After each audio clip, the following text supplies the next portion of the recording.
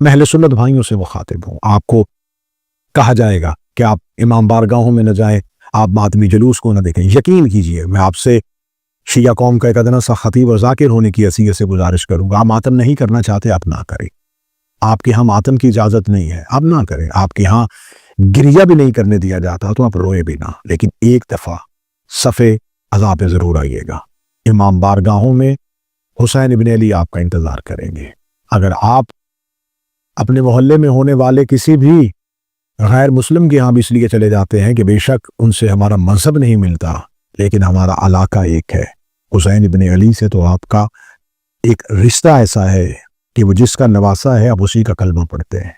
آپ بلا تفریق مذہب و ملت مجالس میں شریک رہیں، غم حضرت امام حسین علیہ السلام کو سمجھیں، مقصد حسین ابن علی کو سمجھیں. آپ کو کہا جائے گا کہ آپ 10 محرم قبرستان میں جائیں اور آپ قبروں پہ مٹی ڈالیں. سوال ضرور کیجئے گا کہ پورا سال قبروں پہ مٹی ڈالی جاتی ہے، 10 محرم کو ہمیں قبرستان میں کیوں بھیجا جا رہا ہے؟ اگر آپ سے یہ کہا جائے مجلس حسین میں جانے سے نکاح ٹوٹ جاتا ہے تو آپ کہیں کہ مجھے کوئی ایسا فتویٰ دکھائیں کہ شراب پینے سے نکاح ٹوٹ جاتا ہو، کبھی آپ نے کہا ہو کہ زنا کرنے سے نکاح ٹوٹ جاتا ہو. جب مولانا شراب اور زنا پہ نکاح ٹوٹنے کا فتویٰ نہیں دیتے تو مجلس حسین میں جانے کا یہ فتویٰ کیوں ہے؟ آپ کا کسی مسلک، کسی فرقہ، کسی گروہ سے تعلق ہے. حسین ابن علی کسی خاص مسلک، کسی خاص فرقہ، کسی خاص گروہ کے امام کا نام نہیں. یہ مسیحا ہے تھکی ہوئی انسانیت کے، یہ غموں سے نڈھال اور چور چور انسانیت کے قائد کا نام حسین ہے.